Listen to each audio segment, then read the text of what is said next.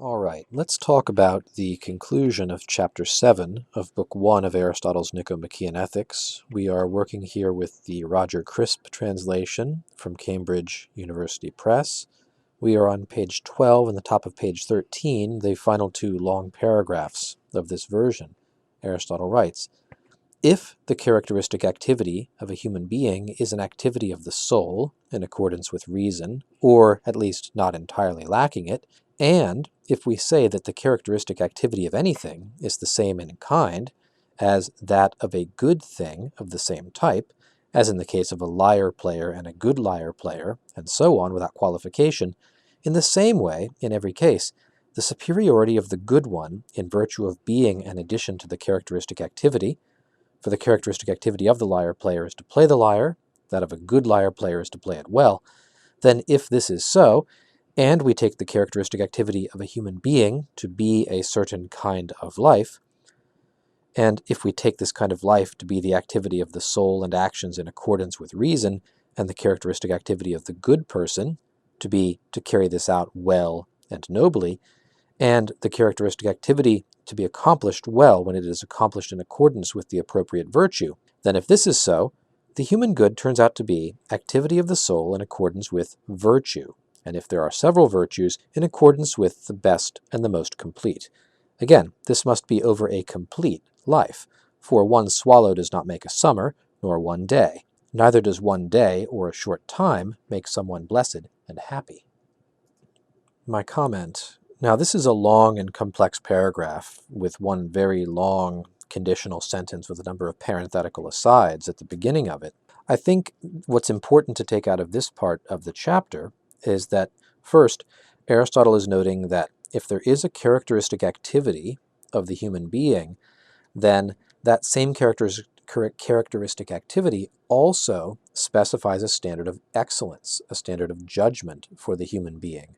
Just as it's the very same quality and activity that makes a lyre player that also makes a good lyre player superior to a poor lyre player.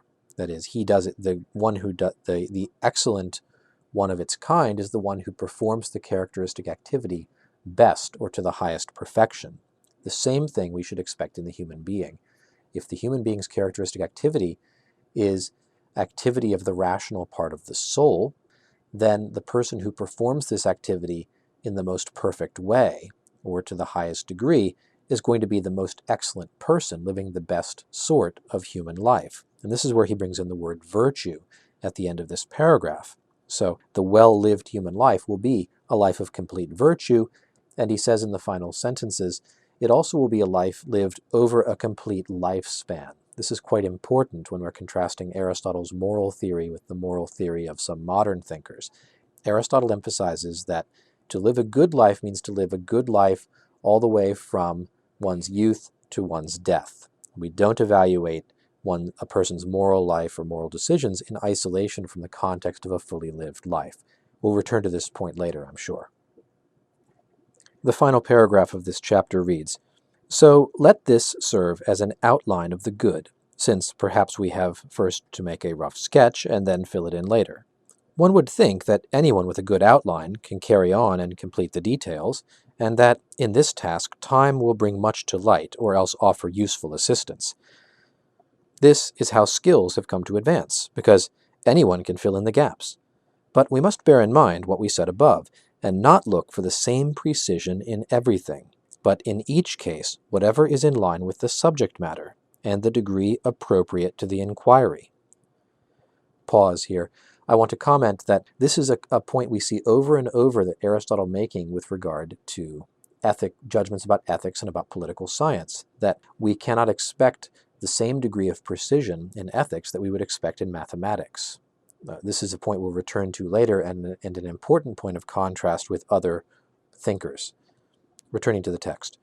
"A carpenter and a geometrician approach the right angle in different ways. The carpenter, insofar as it is useful for his work, while the geometrician seeks to know what it is, or what sort of thing it is, in that he aims to contemplate the truth. We should therefore do the same in every other case, so that side issues do not dominate the tasks in hand. Nor should we demand an explanation in the same way in all cases. A good proof that something is the case will suffice in some instances, as with first principles, where the fact itself is a starting point, that is, a first principle.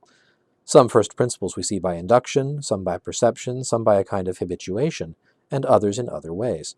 We must try to investigate each type in the way appropriate to its nature, and take pains to define each of them well, because they are very important in what follows. The first principle seems to be more than half the whole thing, and to clarify many of the issues we are inquiring into.